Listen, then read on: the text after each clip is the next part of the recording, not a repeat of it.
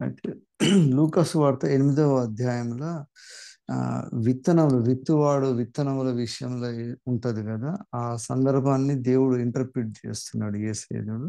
4వ వచనం నుంచి 8వ వచనం వరకు ఉంటది. విత్తనాలు వేసినప్పుడు రకరకాల ప్రదేశాలలో పడ్డప్పుడు ఒకటి విత్తనాలేమో సప్రెస్ అయిపోతాయి, ఒకటి రాళ్ళ మీద పడుతుంది, ఒకటి మంచి నీళ్ళన పడుతుంది అని అంతా చెప్తాడు యేసయ్య. చెప్పిన తర్వాత 9వ వచనంలో ఉంటది, ఆయన శిష్యులు ఈ ఉపమాన భావం ఏమిటని ఆయనను అడుగగా ఆయన అప్పుడు యేసయ్య చెప్తున్నాడు, ఆయన దేవుని రాజ్య మర్మములు ఎరుగుట మీకు అనుగ్రహింపబడి ఉన్నది, ఇతరులైతే చూచియు చూడకయు వినియు గ్రహింపకయు ఉండునట్లు వారికి ఉపమాన రీతిగా బోధింపబడుచున్నది.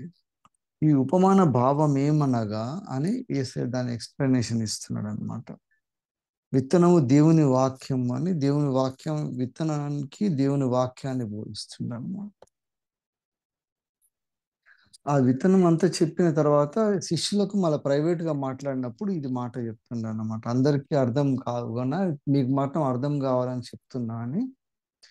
అది కన్ఫ్యూజింగ్ గా ఉన్నదని మనకు అక్కడ అర్థమవుతుంది. ఎందుకంటే శిష్యులు ఆయన అడిగింది అనమాట, ఈ ఉపమానానికి భావం ఏంటి అని అడిగింది. మనం జనరల్ గా చదివితే ఏముంటుందంటే, విత్తువాడు ఆ విత్తనం విత్తుటకు బయలుదేరను, అతడు విత్తుచుండగా కొన్ని విత్తనములతో పక్కన పడ్డాయి, ఆకాశ పక్షులు వాటిని తీసుకెళ్ళినాయి, కొన్ని రాతి నీళ్ళను పడ్డాయి కాబట్టి చెమ్మ లేనందున ఎండిపోయినాయి, మరికొన్ని ముండ్ల పొదలలో పడినాయి, అందుకనే అవి ముండ్ల పొదలలో సప్రెస్ చేసినాయి వాటిని, మరికొన్ని మంచి నీళ్ళను పడినాయి, అవి మొలిచి నూరంతలుగా ఫలించాను అని వినుటకు చెవులు గలవాడు వినును గాక అని బిగ్గరగా చెప్పిన. చెప్పినాక శిష్యులు ఆయన దగ్గరకు వస్తారు అనమాట. వచ్చి అర్థమవుతలేదు, నీవు చెప్పిన ఉపమానానికి భావం ఏంటి చెప్పు అనేసి అన్నారు. అప్పుడు చెప్పినప్పుడు దేవుని రాజ్య మర్మానికి విత్తనానికి కంపేర్ చేసినాను చేసి యేసయ్య ఇక్కడ 2 ముఖ్యమైన విషయాలు చెప్పిండు. మనం ఎప్పుడు ఇగ్నోర్ చేస్తాం. మనకున్న పవర్, దేవుడు ఎందుకు రాజ్య మర్మానికి ఈ విత్తనానికి సంబంధం పెట్టిండంటే, ఈ ఉపమాన భావం ఏమనగా విత్తనము దేవుని వాక్యం అంటుండు. కాబట్టి దేవుని వాక్యం మన లోపల పడ్డప్పుడు మనము కరెక్ట్గా ఫలిస్తామా లేదా అని దేవుని వాక్యానికి విత్తనాన్ని పోల్చిండు. మళ్ళా 15వ వచనం వచ్చినప్పుడు, మంచి నేల నుండి విత్తనమును పోలిన వాడెవరనగా యోగ్యమైన మంచి మనస్సుతో వాక్యమును విని దాన్ని అవలంబించి ఓపికతో ఫలించువారు. ఇప్పుడు విత్తనానికి 2 అర్థాలు ఉన్నాయన్నమాట. ఒకటే ఉపమానంలో ఒకదానికి 2 అర్థాలు చెప్తుండు. ఒకటేమో ఆ విత్తనము వాక్యం అంటుండు, ఇంకోటి ఆ విత్తనము ఒక ఆ మంచి నేలను విత్తనమును పోలిన వారు అని అంటున్నారు. సో ఆ విత్తనం వాక్యం ఉంటది, మనుషులు కూడా విత్తనాన్ని పోలి ఉంటారు. ఈ 2 డైమెన్షన్స్ యేసయ్య అక్కడ వాళ్ళకి అర్థమయ్యేటట్టు చెప్తుంది అన్నమాట. ఇది దేవుని రాజ్య మర్మము అంటున్నాడు. ఎందుకు రాజ్యం మర్మం అంటే, ఇప్పుడు విత్తనానికి పోలవకుండా ఇప్పుడు మామూలు ఎడ్యుకేషన్ తీసుకున్నా కూడా క్లాస్లో టీచర్ ఒక మాట చెప్తాడు, లెసన్ చెప్తాడు, చెప్పినాక క్లాస్లో కొంతమంది సరిగా చదువుకొని ఫస్ట్ క్లాస్ వస్తాడు, కొంతమంది ఫెయిల్ అవుతారు. సో అదే సబ్జెక్ట్ చెప్తారు, కానీ ఒకరు ఫలించి వాళ్ళు అభివృద్ధి చెందుతారు, ఇంకొకరేమో ఫెయిల్ అయిపోతారు. అట్లా చెప్పడానికి లేదు కదా. దీన్ని దేవుని రాజ్యానికి పోలుస్తున్నాడు. పోల్చి విత్తనము ఒకటి ఉన్నది, ఆ విత్తనము వాక్యం ఉన్నది, మళ్ళీ అదే విత్తనము మనిషి కూడా ఉంటాడు, విత్తనాన్ని పోలిన మనుషులు ఉంటారు అంట. ఇది దేవుని రాజ్యం మర్మం అన్నమాట. ఇది మనం గ్రహించినప్పుడు దేవుడు ఎందుకు దీనికి ఈ కంపారిజన్ చెప్పిండు, దేవుని శిష్యులు ఆయనకు యేసయ్య పక్కన ఉన్న శిష్యులకు కూడా ఎందుకు అర్థం కాలేదు, ఫస్ట్ అర్థం తెలిసిపోతాను. విత్తనాన్ని పోలిన మనుషులు ఉంటారు అంటున్నాడు.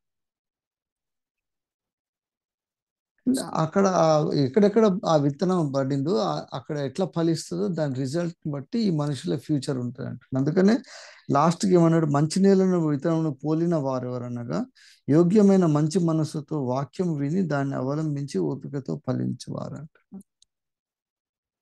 దేవుని గుణ లక్షణాలు, దేవుని రాజ్య మర్మం ఏందో మనకు యోహాను డైరెక్ట్ గా ఫస్ట్ అధ్యాయంలోనే ఉంటది కదా. అక్కడ ఈ విత్తనానికి ఉన్న డ్యూయల్ నేచర్ చెప్తున్నాను అనమాట.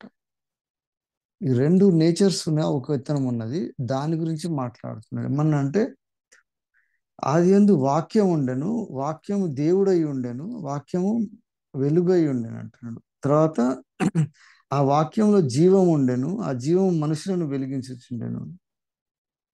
వాక్యం అనేది ఒకటి ఉన్నది, ఆ వాక్యము జీవమై ఉన్నది, వాక్యం వెలుగై ఉన్నది అంట.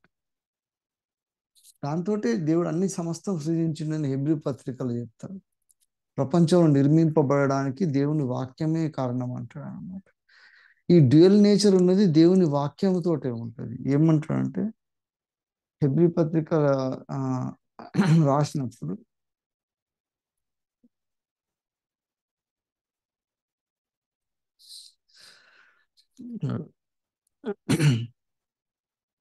ప్రపంచంలో దేవుని వాక్యము వలన నిర్మాణమైనవనియు అందును బట్టి దృశ్యమైనది కనబడే పదార్థములచే నిర్మింపబడలేదని విశ్వాసం చేత గ్రహించుచున్నాము అంటుంది. ఈ ప్రపంచంలో నిర్మాణమైనవి కూడా దేవుని వాక్కుతోటే అయిన అంటుంది, దేవుని వాక్యముతోటే అంటుంది. ఆ వాక్యం ఏంటిది అంటే మన యోహాను డిఫైన్ చేస్తున్నాడు. ఆ వాక్యము ఆదియందు ఉండెను, ఆ వాక్యమే దేవుడు, ఆ వాక్యం ద్వారానే ప్రపంచాలు నిర్మింపబడ్డాయి అంటుంది. దేవుడు ఎట్లా ప్రపంచాన్ని నిర్మించిందంటే ఆయన వాక్కుతోటే నిర్మించిందంట. కలుగునుగా కానీ మనకు ఆది కాండంలో అంతా సృష్టి క్రమం అంతా ఉంటుంది కదా. ఆ నోటి మాటతోటే, ఆ నోరే, ఆ మాటతోటే ప్రపంచాలు నిర్మింపబడ్డాయి అంటుంది. అదృశ్యమైన అన్ని కూడా ఈ మాటతోటే సెలవింపబడ్డాయి, అప్పుడే తయారైనాయి అంటుంది. ఇక్కడ ఏసే ఉపమానం చెప్పుకుంటే దేవుని రాజ్యం ఎట్లుంటది అంటే అక్కడ రెండు క్యారెక్టర్స్, రెండు నేచర్స్ ఒకరి లోపలనే ఉంటాయి అన్నమాట. ఆ దేవుడు ప్రపంచం నిర్మింపబడక ముందే ఆ భూమి నిర్మింపబడను గాక అని దేవుడు ఆ వాక్యం చెప్పినప్పుడు భూమి తయారైంది.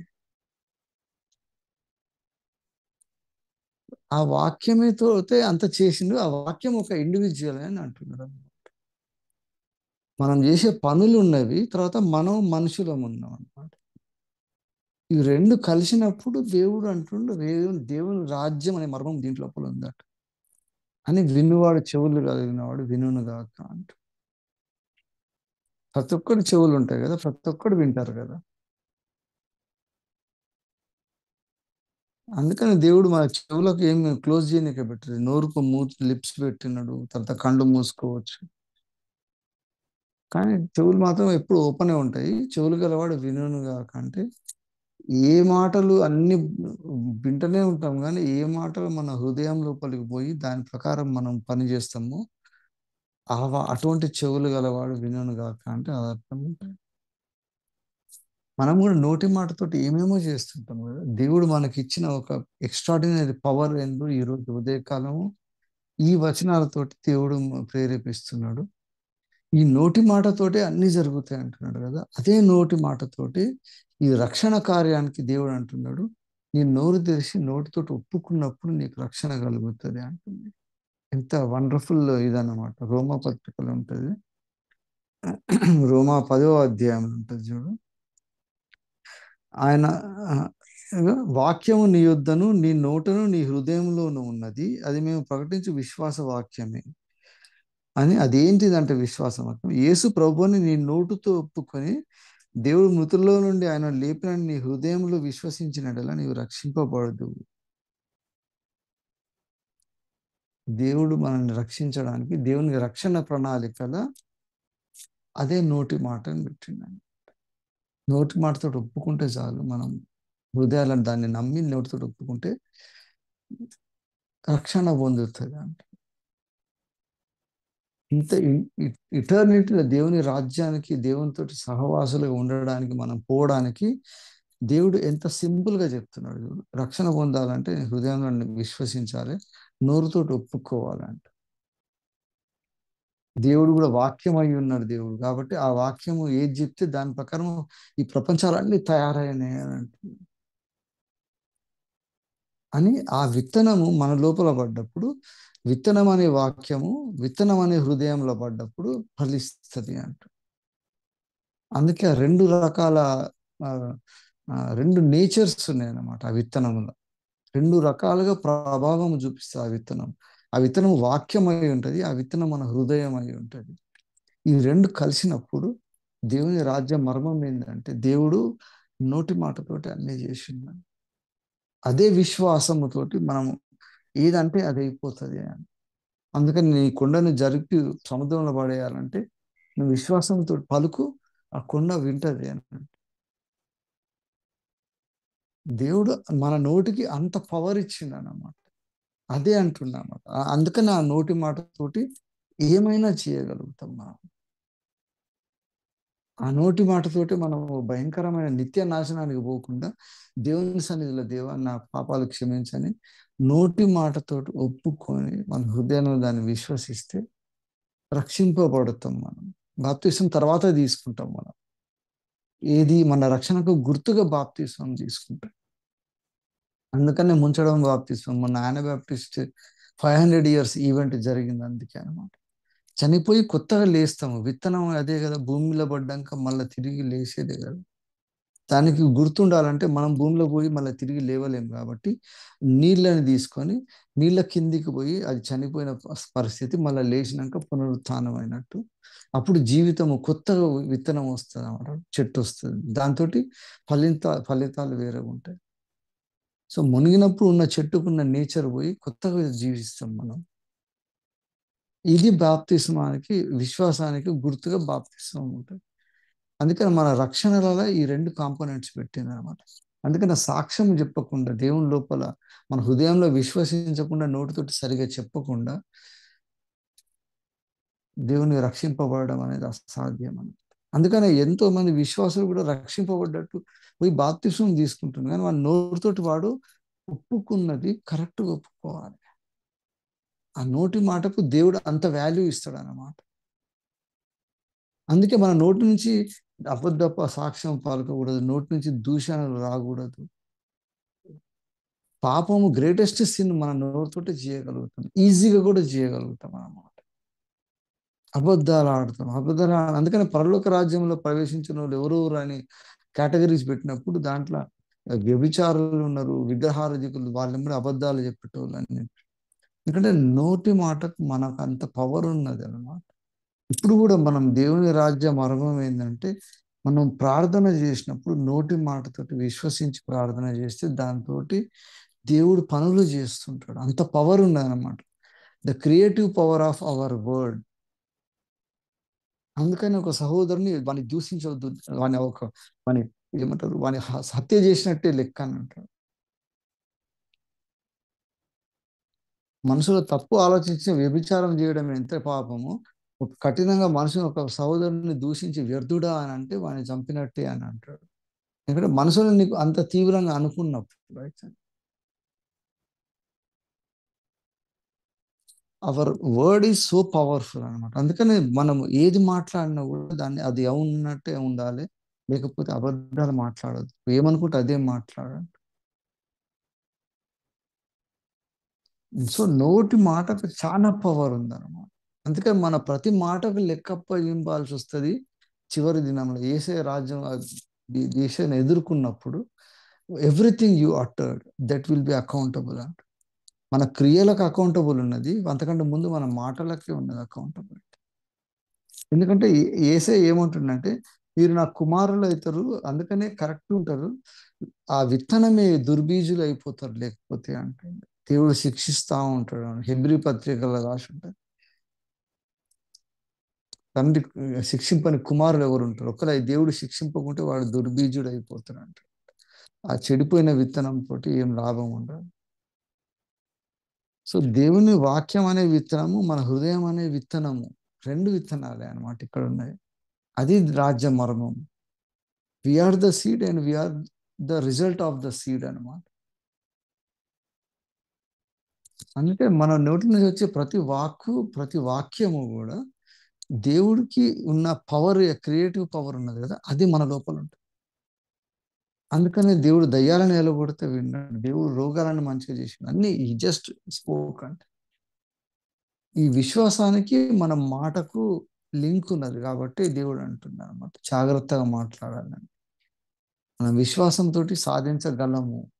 ఈ ప్రార్థనల వల్ల మనం ఎట్లా పరివర్తన చేయగలుగుతాం, అసలు ఎట్లా వీలవుతుంది అనుకుంటే ఇదే అన్నమాట. వచ్చి నోటి మాటతోటి మనం దేవుని కొరకు ఎక్స్ట్రాడినరీ వర్క్ చేయగలం. దేవుని రాజ్యము భూమి మీద స్థాపించాలంటే పరలోకం నెరవేర్చినట్లు భూమి మీద నెరవేరాలంటే మన మాటలతోటే అవుతుంది.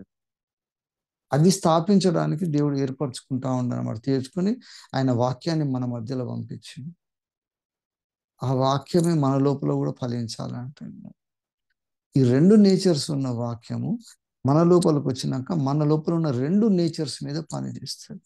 ఒకటేమో పాపపు నేచర్ ఉన్నది, ఒకటేమో దేవుని స్వభావం మన లోపల ఉన్నది. ఈ రెండిట్ల దేనికి లోబడతాము? ఈ వాక్యంతోటి మనం లోబడ్డప్పుడు మన లోపల దైవ స్వభావం రావడానికి ఆ విత్తనం పనిచేస్తుంటది కాబట్టి ఫలిస్తాం అంటుండనమాట. అట్లా ఫలించని ప్రతి తీగని తీసి నేను నరకంలో పడేస్తాను. అందుకని విశ్వాసం ఫలించిన వాడికి గుర్తు ఏంటంటే వాడు యథార్థంగా మాట్లాడతాడు, ధైర్యంగా మాట్లాడతాడు, మాటకు విలువ ఉంటది అనమాట. వాడు ఏదైనా చెప్తే దానికి విలువ వస్తుంది. ఎందుకంటే ఆ పవర్ తోటి మనము నిత్య రాజ్యంలో దేవుని రాజ్యమే అది అంటుంది అనమాట. అక్కడ కూడా నిత్య రాజ్యంలో ఉన్నప్పుడు దేవుడికి ఉన్నట్టు మనం దేవుని కుమారులాగా ఉంటాము. దేవుడు ఆ వాక్కుతోటి ప్రపంచాన్ని నిర్మించినట్టు మనం ఏదంటే అది అవుతుంటది అక్కడ. అంత పవర్ ఉన్నది కాబట్టి దేవుడు అంటుండు, ఇప్పుడు నీ పెదవులను కాపాడుకో, నీ పెదవులతో నువ్వు చేసేది పాపము చేయకూడదు. కీర్తనలో దావీదు ఎంత మంచిగా కన్ఫెస్ చేస్తాడు. ఇటువంటి కన్ఫెషన్స్ తోటి దావీదు అవుతాడు అనమాట. అసలు దావీదు పాపం చేసినప్పుడు అదే మాట్లాడతాడు. 32వ కీర్తనలు ఉంటుంది. 32వ కీర్తనలో తన అతిక్రమములకు పరిహారం నొందినవాడు, తన పాపములకు ప్రాయశ్చిత్తం నొందినవాడు ధన్యుడు అంటున్నాడు కదా. దాంట్లోనే 5వ వచనం ఉంటుంది, నా దోషములు కప్పుకొనక నీ ఎదుట నా పాపములు ఒప్పుకొంటేని.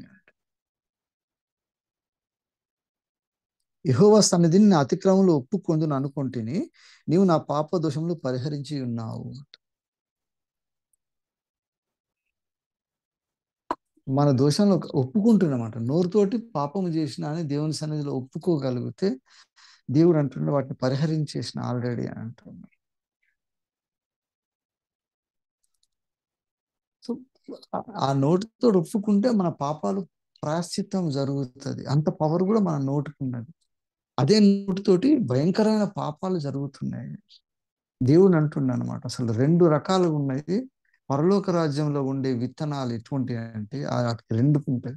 దేవుని వాక్యం అనే దాన్ని మనము రెస్పెక్ట్ చేసి దాన్ని హృదయంలో పెట్టుకుంటాము. మనం కూడా వాక్కుతోటి మనం దేవుని కొరకు పనులు చేస్తాము. అందుకని మనం దేవునికి పనికిరాని మాటలు మాట్లాడడము, అబద్ధాలు మాట్లాడడము, మోసపు మాటలు, కపటాలు, కుటుంబాలు పోవాలంటే కూడా కొన్ని మనకు ఆలోచన లేకుండా ఒకరిని దూషించి ఒకరిని శాపగ్రస్తులుగా తయారు చేయడం, ఇవన్నీ ఎప్పుడైతే మన నోటితోటే జరుగుతాయి కదా.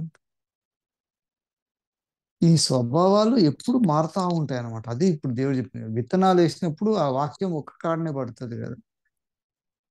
విత్తనం ఒక్కసారి ఇన్సిడెంట్ ఉంటుంది, మనకేమో వాక్యం ఎవ్రీడే కనిపిస్తుంది కదా, ప్రతిదినము విత్తబడుతుంది మన లోపల. సో ప్రతిసారి కూడా మన స్వభావాన్ని మనం మార్చుకోలేకపోతే దేవుడు అంటున్నాడు వాళ్ళకు నష్టం జరుగుతుంది. స్వభావం ఎవ్రీ టైం మార్చుకోవడానికి కెపాసిటీ ఉన్నది కాబట్టి దేవుడు అంటున్నాడు అనమాట, నాలాగా మనుషులను తయారు చేసిన కాబట్టి మీ స్వభావాన్ని మార్చుకునే శక్తి మీకున్నది అంట. అదొక్కటే ఉంది. మనుషులకు జంతువులకు ఉన్న డిఫరెన్స్ ఏంటంటే ఆ స్వభావం మారదు జంతువులది. కుక్క కుక్కలాగా బిహేవ్ చేస్తుంటది, పిల్లి పిల్లిలాగానే మాట్లాడుతుంటది.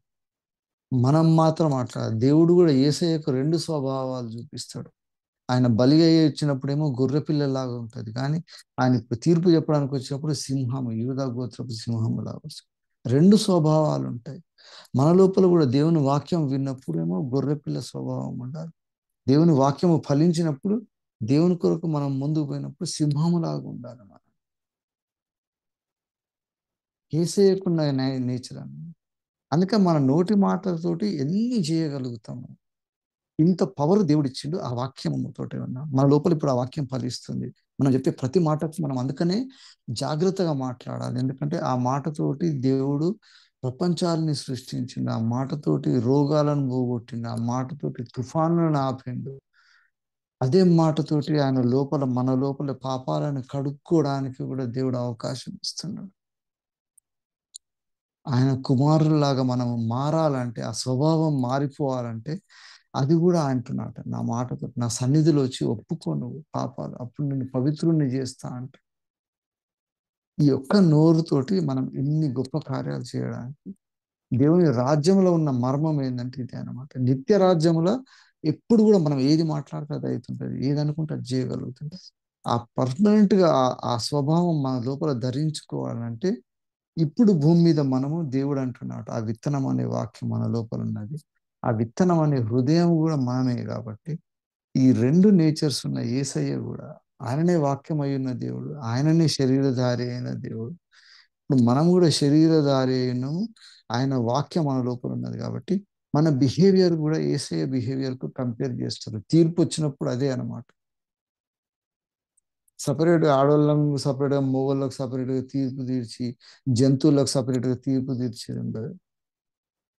మనకు మాత్రం కంపల్సరీ అందరికీ కూడా దేవుడు అంటున్నాడు నా లోపల రెండు స్వభావాలు ఉన్నవి. నేనే విత్తనము, నేనే వాక్యము. అదే వాక్యంతో మెటీరియల్ తయారవుతుంది అంటున్నాడు. ఇవన్నీ చేయగలిగిన ఏమంటారంటే క్రియేటివ్ పవర్ అనమాట అవర్ టాక్. మన మాట లోపలతోటి మనం సృష్టించగలుగుతుంటాం. అదే మాటతోటి కుటుంబాలు కూడబడతాం. అదే మాటతోటి అబద్ధాలు చెప్పి కొన్ని తప్పులు చేస్తూ ఉంటాం. అదే మాటతోటి నిత్య రాజ్యంలో దేవుని కుమారులాగా ఉండడానికి కూడా అదే మాట సరిపోతుంది. సో ఈ ఉదయకాలంలో మనం ఏం మాట్లాడుతున్నామో, ఎట్లా మాట్లాడుతున్నామో, ఆ మాట వెనుక ఎంత స్థిరంగా మన లోపల వాక్యం ఫలిస్తుందో దాని ప్రకారమే మాట్లాడాలి. అందుకనే కొన్నిసార్లు మనం ఇప్పుడు ముఖ్యంగా మన కాన్ఫరెన్స్ విషయం వచ్చినప్పుడు తీసుకున్నప్పుడు ఆ నెగిటివ్ గా మాట్లాడినప్పుడల్లా నేను కొంచెం అగ్రెసివ్ గానే వాళ్ళని గద్దించడం లేకపోతే రివ్యూ చేయడం జరుగుతూ ఉంటది. ఎంత పెద్దోళ్ళే ఏమవుతుందిలే కాన్ఫిడెన్స్ లేదు ఇక ఏం లేదులే, లేదా సంఘాలు ఇట్లనే ఉంటాయిలే అని. నోటికి వచ్చినట్టు అసలు దేవుడు ఎంత గొప్పగా మనల్ని తయారు చేస్తుండో అంత అంత తక్కువగా మనల్ని మనం ఆలోచించుకుంటుంటే ఇప్పుడు దేవుని వాక్యం అంటుంటారు అంట. ఎందుకని నేను విత్తనం నేను అక్కడ మంచిగా నీళ్ళని వేస్తుంటే నువ్వే పోయి మళ్ళా రాళ్ళ మీద పడుతున్నావు ఏంటంటే every time we hear the word of God. మనం దాన్ని బట్టి మనం చేంజ్ కావాలి. సో అపమానంలో విత్తనం ఎక్కడ పడ్డదో వాక్యం ఎక్కడ పడ్డదో దానికి కంపేర్ చేస్తున్నాం చేసి మనం అట ఆ విత్తనాలు మనం పోయి మళ్ళీ మంచి నీళ్ళలో పడే అవకాశం ఉన్నది. అది మన దగ్గరనే ఉన్నది అనమాట. ఎప్పుడంటే ఆ వాక్యాన్ని రిసీవ్ చేసుకోవాలి. వాక్యమై ఉన్న దేవుడు అందుకని ఆది యందు వాక్యం ఉండను, వాక్యము దేవుని యొద్ద ఉండను, కానీ వాక్యము మన మధ్యలో వచ్చి రక్త మాంసములు పంచుకొని మనతోటి ఉండగా అదే వాక్యము దేవుడై ఉన్నది. అదే నోటి మాటతోటి ఇప్పుడు మనము దేవుని కుమారులమని కావాలని దేవుడు కోరుకుంటున్నాడు. నిత్యరాజ్యంలో దేవుని కుమారుల్లాగా ఉంటాం మనం అక్కడ. పరలోకంలో దేవదూతలు ఉంటారు. ఇంకా ఎక్స్ట్రాడినరీ ఉంటాయి యాక్టివిటీస్ అన్ని ఉంటాయి. కానీ అక్కడ దేవుని కుమారులు ఎవరంటే ఈ వాక్యం అనే నోరుతోటి వాక్యం అనే హృదయంలో సక్సెస్ఫుల్ గా ఇంప్లిమెంట్ చేసేటోళ్ళని వాళ్ళని పిలిచి అంటున్నాడు వీళ్ళు నా కుమారులు, వీళ్ళతోటి నేను ప్రపంచంలో స్థాపిస్తున్నాను. విశ్వాసము ద్వారానే నోటి మాటతోటి ప్రపంచాలను నిర్మించిండు కదా దేవుడు. ఇప్పుడు మనకు కూడా నోరు ఉన్నది, నోటికి మాట ఇచ్చిండు దేవుడు. దేవుని వాక్యం ఏందో మనకు తెలుసు. ఆ వాక్యానికి ఉన్న పవర్ ఎంత ఉన్నదో తెలుసు మనకు. కాబట్టి ఇవన్నీ తెలిసినాక మనము ఎంతవరకు ఫలిస్తున్నాం, ఎంతవరకు ఫలిస్తున్నది మన వాక్యం, అది మనం చాలా జాగ్రత్తగా గమనించాలి. మన నోటికి ఎంత పవర్ ఉందంటే దేవుడు అంటుండు నేను సృష్టికి ముందు నేను ఏ విధంగా ఉన్నానో మన స్వభావంలో ఈ మనిషిని చేద్దాం అనుకున్నాం కదా అదే స్వభావం మనకి ఇస్తా అంటున్నాను. We have to transform our character hour nature with the word of God. అదే సీడ్ అన్నమాట. ఆ సీడ్ తోటే మనం చేస్తాం అన్నమాట. ఆ విత్తనాలు సరిగా లేకుండా పోతాయి. ఆ విత్తనం ఎప్పుడు మారుతూ ఉంటుంది అనమాట. ఇప్పుడు ఈ జనరల్ గా మనం చూసిన ఉపమానంలో చూసినట్టు విత్తనాలు వేసినప్పుడు జామ చెట్టు జామకాయ విత్తనాలు వేసిన జామ చెట్టు వస్తుంటది, మామిడి చేస్తే మామిడి చెట్టే వస్తుంది. కానీ ఈ విత్తనం ఎట్లుంటది అంటే విత్తనం స్వభావం మార్చుకునే క్యారెక్టర్ ఉంటుంది అన్నమాట. అందుకని అంటున్నాట ఎక్కడ నీ వాక్యం ఫలిస్తుందో దాన్ని బట్టి నువ్వు ఏ విత్తనమో డిసైడ్ అవుతుంది అనమాట. అందుకనే మంచి విత్తనమా చెడ్డ విత్తనమా అది కూడా డిసైడ్ చేసుకోవడానికి దేవుడు ఇస్తాడు అవకాశం. కాబట్టి మన నేచర్ మార్చుకోవడానికి ఛాన్స్ ఉన్నది అనమాట. ఈ వాక్యం అనే విత్తనం మన లోపలికి వచ్చినప్పుడు మనం ఏమై ఉన్నామో ఆ స్వభావాన్ని మార్చుకొని దేవుని స్వభావం తెచ్చుకోవచ్చు అనమాట. ఆ బీజం మన లోపల దేవుని ఆత్మతోటి ఫలించినప్పుడు దేవుని క్యారెక్టర్స్ ఉన్న చెట్టు ఫలిస్తుంది అనమాట. ఆ చెట్టునే ఫలించే చెట్టు అంటారు అనమాట. ఇప్పుడు అటువంటి చెట్టు మన లోపల ఉంటుంది. మన నోటితోటి మనము ఆ చెట్టు మనమా కాదా డిసైడ్ చేస్తుంది అనమాట. ఈ నోరుతోటి అనమాట. హృదయంలో ఎన్నో రకరకాల ఆలోచనలు వస్తాయి. అవన్నీ కూడా నోరుతోటి బయటకు వస్తాయి కదా. మనం లోపల ఏ ఉంటుందో దాంతో మనం మాట్లాడుతుంటాం. కపటమైన మాటలు కూడా ఇదే నోరుతోటి మాట్లాడతాం. శాపాలు ఇదే మాట్లాడతాం. అది నోరుతోటి ఆశీర్వచనాలు మాట్లాడతాం. అది నోరుతోటి అనుకో అనగూడని మాటలు అంటుంటాం. దేవుడు అంటాడు అన్నమాట. మనకి ఇప్పుడు ఉదయకాలంలో మనకున్న పవర్ ఏంటంటే అదే నోరుతోటి దేవుని సన్నిధిలో ఒప్పుకుంటాము. అదే నోరుతోటి దేవుని అడుగుతున్నాము. అదే నోరుతోటి దేవుని కొరకు మనం పనులు చేస్తున్నాము. అప్పుడు దేవుడు అంటున్నాట, ఇదే నా నేచర్, కరెక్ట్ ప్లేస్లో పడ్డ విత్తనము ఇట్లనే ఫలిస్తుంది అని దేవుడు ఆ నోరుతోటి కలుగును గాక అన్నప్పుడు ఎట్లా కలిగిందో ఈ నోరుతోటి మనం మాట్లాడే ప్రతి ప్రార్థన ప్రతి మాట కూడా దేవుడు అంటున్నాడు, ఎస్ నా విత్తనం కాబట్టి నాలాగానే పని చేస్తాను. మనం ఏది మాట్లాడితే అది దేవుడు చేస్తాడు. అదే విశ్వాసం అనమాట. అందుకని అదే విశ్వాసంతో ఒక కొండను కదిలిపోమంటే కదులుతుంది అంటుంది. అంత పవర్ ఉన్నదనమాట మనకు దేవుడు. ఇది దేవుని రాజ్యం మర్మం అన్నమాట. అటువంటి రాజ్యము నిత్య రాజ్యము, ఇదేమో టెంపరీ ఉన్న రాజ్యం లోకము కదా. ఇక్కడ ఆ క్యారెక్టర్స్ ఇప్పుడు మనం డెవలప్ చేసుకున్నప్పుడు అది ఫలించినప్పుడు అంటే మనం తిరిగి మళ్ళీ చనిపోయి లేస్తాము కదా పునరుత్థానమైనప్పుడు ఆ విత్తనముల నిత్య రాజ్యంలో ఉన్న క్యారెక్టర్ తోటే ఉంటాం 100%. అప్పుడు ఏసై ఎట్లా మాట్లాడితే ఎట్లయిందో మనం అందరము నిత్యత్వంలో దేవుడు ఎట్లా ఉన్నాడో అట్లా ఉంటాం, దైవములు అయి ఉంటాం మనం అంటుంది. అంత అంత అంత ప్రణాళికతోటి ఆయన వచ్చి ఆయన మన కొరకు రక్తం అర్పించింది అన్నమాట. అన్ని రకాల అవమానాలు పొంది సిలువ యజ్ఞం చేయడానికి కారణం ఏంటంటే నిత్యత్వంలో సేమ్ నాలాగానే ఒకటి రిపీట్ చేసి ఒకరిని తయారు చేసుకోవాలి. అదే దేవుని సృష్టి అన్నమాట. ఆ నిత్యత్వ రాజ్యమే దేవుని సృష్టి. ఇప్పుడున్న సృష్టి కూడా కొంతకాలమైనాక మొత్తం లయమైపోతుంది. అది అయ్యే లోపల దేవుడు అంటూ నాలాగా కొంతమందిని తయారు చేసుకుంటా తర్వాత ఉండే నిత్య రాజ్యంలో వీళ్ళు నేను కలిసి ప్రపంచాలను ఏలుతాము అంటుండు. ఏ ప్రపంచాలంటే ఆయన నోటి మాటతోటి ఎన్నో ప్రపంచాలను నిర్మించు, ప్రపంచములను నిర్మించని ఉంటుంది. హెబ్రీ పత్రికలో ఉంటుంది చూడండి, అదొకటి చెప్తాను. ప్రపంచములను నిర్మించుండు. అది ఎంత కాంప్లెక్స్ ప్రపంచం అంటే దానికి అంతము లేని రాజ్యం అన్నమాట. 11వ అధ్యాయం హెబ్రీ పత్రిక ఉంటుంది. విశ్వాసం అనేది నిరీక్షింపబడు వాటి యొక్క నిజ స్వరూపము, అదృశ్యమైన ఉన్నవనుటకు రుజువైనది, దానిని బట్టి ఏ పెద్దలు సాక్ష్యం పొందిరి. ప్రపంచములను దేవుడు వాక్యం వలన నిర్మాణం ఆయన. ప్రపంచములను అని అంటుండే, ఒకటి ప్రపంచం లేదు. ఫ్యూచర్లో పరలోకం కూడా ఒకటే ఉంటుంది అనుకుంటున్నా. It's a very complex world. ఈ ఒక చిన్న ప్రపంచమే మనకు అర్థం కానంత ఆశ్చర్యకరమైన విషయాలు మనం చూస్తున్నాం. నిత్యత్వంలో ఎన్ని ఉంటాయంటే అక్కడ అక్కడ నిలబడేది ఏంటంటే ఆ మర్మం, రాజ్య మర్మం ఏంటంటే అక్కడ మన మాటకే విలువ ఉంటుంది. మనం ఏమంటే లేకపోతే అందుకనే ఇప్పుడు మనం ఏమంటుండు, అంత పవర్ ఇస్తా కాబట్టి నీ నోరుని జాగ్రత్తగా కాపాడుకో. ఇక్కడ కూడా ఇప్పుడు రేపు ఫ్యూచర్లో నువ్వు తయారు కాబోతున్నావు కానీ ఇది ఒక ట్రైనింగ్ గ్రౌండ్ లాగా ఈ భూమిలో నిన్ను పెట్టిన కదా. నువ్వు విశ్వాసంతో ఏది మాట్లాడతావు, విశ్వాసంతో ఏది మాట్లాడినా ఏది పలికినా తప్పకుండా ఒకటి గుర్తుపెట్టుకోవాలి. నిత్యత్వంలో మనం ఏది పడితే అది అయినట్టు ఇప్పుడు కూడా జరిగే కెపాసిటీ ఇచ్చిండు దేవుడు. అదే విత్తనము, అదే వాక్యం, అదే హృదయం, ఈ రెండు నేచర్స్ తోటి మనము దేవుని కుమారులము కాబోతున్నాం.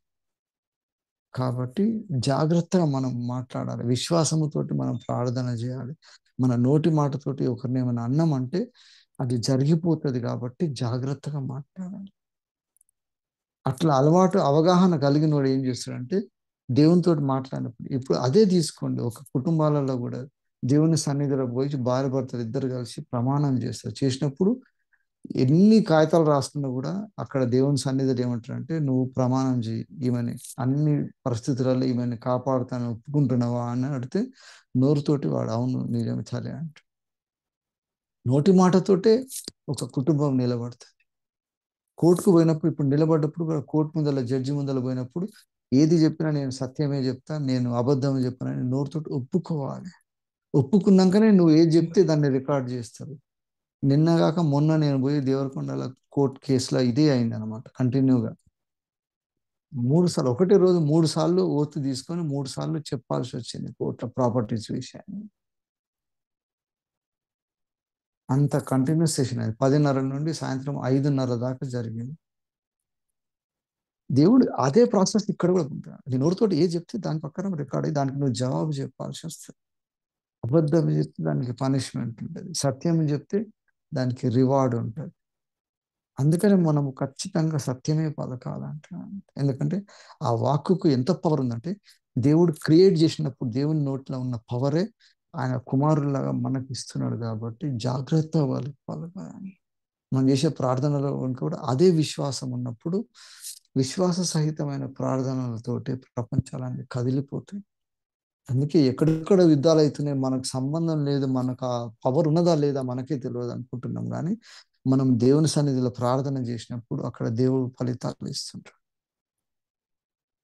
హోప్ ఉన్నది అన్నమాట. అందుకని we have to pray, not just for hour requirements. మనకు అవసరాల గురించి ప్రార్థన చేసుకోవడం సరే, కానీ దేవుని ఆలోచనలు వచ్చినప్పుడు, దేవుని రాజ్య స్థాపన జరగాలన్నప్పుడు దాని కొరకు ప్రార్థన చేస్తాం. ప్రపంచాల గురించి ప్రార్థన చేస్తాం, యుద్ధాల గురించి చేస్తుంటాం. దేవుని వాక్యము ఎవరు చెప్తుండో మనకే తెలియదు. నార్త్ ఇండియాల, ఇరాన్ల, రష్యాల, చైనాల ఎవరెవరు నీ కోసం సువార్త చెప్తుండో వాళ్ళ కోసం అని మనం ఇక్కడ ప్రార్థన చేస్తుంటాము. ఆ ప్రార్థనకు, ఆ నోటి మాటకు దేవుడు విలువ ఇస్తాడు అన్నమాట. ఇచ్చి మనకు తెలియదు, వాళ్ళకి ఎక్కడో ఆశ్చర్యకరంగా వాళ్ళని కాపాడుతూ ఉంటాడు. రేపు నిత్య రాజ్యంలో పోయినప్పుడు అడుగుతారు, వాళ్ళందరూ సాక్షిలాగా ఉంటారు. ఏం చేసినంటే, నువ్వు చెప్పబట్టి మేము బతికినాము, నువ్వు చెప్పబట్టి మా విశ్వాసం ఫలించింది, మా సేవ ఫలించింది అని చెప్తుంటారు.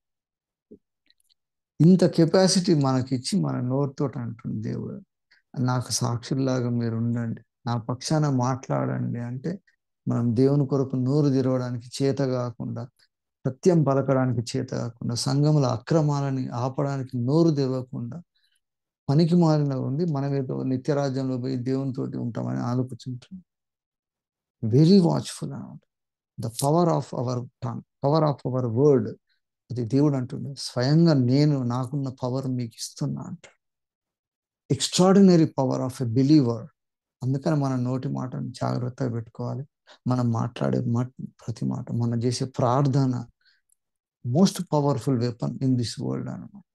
నిత్యత్వంలో పనికొచ్చే ఇటువంటి కెపాసిటీని మనము అబ్జర్వ్ చేసుకోవాలంట. అదే విత్తనముల గురించి ఇచ్చిన మర్మం అనమాట. అందుకే దేవుడు అన్నాడు, అందరికీ అర్థం కాదు కానీ నీకే అర్థం కావాలి.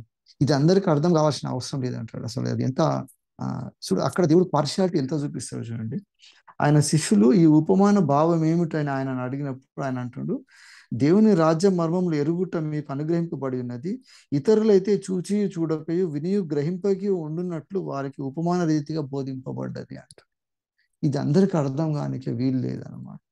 ఉపమాన రీతి ఎందుకు చెప్పిండంటే, కొందరికి అర్థం కావాలి, వాళ్ళే నిత్యరాజ్య వారసులు అయి ఉంటారు. అది మనకు ఉన్నది కాబట్టి we have to be very thankful to God. అటువంటి క్రియేటివ్ పవర్ తోటి మనం దేవుని కొరకు బ్రతుకుదాము, దేవుని పక్షాన మాట్లాడదాము, దేవుని రక్షణను మాట్లాడదాము. ఈ నోటి మాటతోటి మనము దేవుడు ఏ విధంగా చేసిండో మనము దేవుని కుమారుల్లాగా కావడానికి ఈ మనకున్న ఈ పవర్ఫుల్ యాక్టివిటీ ఏం ఖర్చు లేదు. అసలు దీని కొరకు ఏం చేసే అవసరం లేదు. బీదలు, గొప్పోళ్ళు, స్త్రీలు, పురుషులు, ఇది ఏ భేదం లేదు. ప్రతి ఒక్కరూ దేవుని రాజ్య వారసులుగా, దేవుని కుమారులుగా కావడానికి దేవుడు పెట్టిన అవకాశం అన్నమాట. ఈ ఉదయ కాలంలో మనం కూడా చెక్ చేసుకుందాము, we are as powerful as the creator himself. అటువంటి ఆలోచన వచ్చినప్పుడు భయం అవుతుంది. ఏదైనా మాట్లాడాలి, అబద్ధం చెప్పాలంటే మన వశం కాదు. అసలు ఓ, నేను ఇంత మాట్లాడితే ఎంత అవుతుంది, దాని ప్రభావం అంత ఉంటుంది కదా. జాగ్రత్తగా వాడతాం కదా మనం. అందుకనే చాలా ప్రెషియస్గా ఉన్నదాన్ని మనం చాలా కేర్ఫుల్గా వాడతాం. సో అంత ప్రిసైజ్గా మనం దేవుని కొరకు పని చేద్దాము. ప్రతి మాటతోటి కూడా మనం దేవుని కార్యాలు చేస్తున్నామని నమ్మి మనం చేసే ప్రార్థనలైనా, మనం చెప్పే మాటలైనా, మనం చెప్పే సాక్ష్యమైనా, మనం ఇచ్చే ప్రతి every response has a consequence. For eternal life అనేది ఆలోచించినప్పుడు మనం మాట్లాడతాం జాగ్రత్తగా. సో ఉదయకాలం దేవుడిచ్చిన ఈ మాటలను బట్టి దేవునికి వందనాలు చెల్లిస్తూ మనము ముందుకెళ్దాము. దేవుని రాజ్య సువార్తకు, దేవునికి ప్రతినిధులుగా ఉండడానికి కూడా కీలకమైన ఈ విత్తనాల గురించి, దేవుని రాజ్య మర్మం తెలిసి మనము ఇప్పటి నుంచి ముందు ఎప్పుడు చేస్తున్నా కూడా దేవుని కొరకు ప్రతి ఒక్కరికి సాక్షులుగా ఉండాలి. ఆ మాట నిలబెట్టుకోవడానికి ఎంతో మంది సాక్షులైపోయారు, హతసాక్షులైపోయారు. వాళ్ళని ఒకటే మాట అడిగాను, ఇది యేసు ప్రభువుని నమ్ముతున్నావా? నమ్మితే చంపేస్తాం అంటే అదే మాట అంటారు. చచ్చిపోతే చచ్చిపోయానని, యేసు ప్రభువే దేవుడు, ఆయనని నమ్ముతా అని దేవుని పక్షాన ఆ నోటి మాటతోటి ప్రాణం పోతుందంటే కూడా అదే మాట మాట్లాడే, అటువంటి విశ్వాసముతోటి, అటువంటి సాక్ష్యము కలిగి ఉన్నది. అదే నోటి మాటతోటి మనం అంటున్నాం. ఎంతో మంది నిత్యాగ్ని నుంచి బయటికి తీసుకొస్తాం మనం. అంత పవర్ ఇచ్చింది దేవుడు. కాబట్టి let us enjoy the wonderful power that God has given us through his word అన్నమాట. To become his word. దేవుడిచ్చిన ఈ కొద్ది ఆలోచన బట్టి దేవునికి మహిమ కలుగును గాక. థ్యాంక్ యూ పాస్టర్ గారు.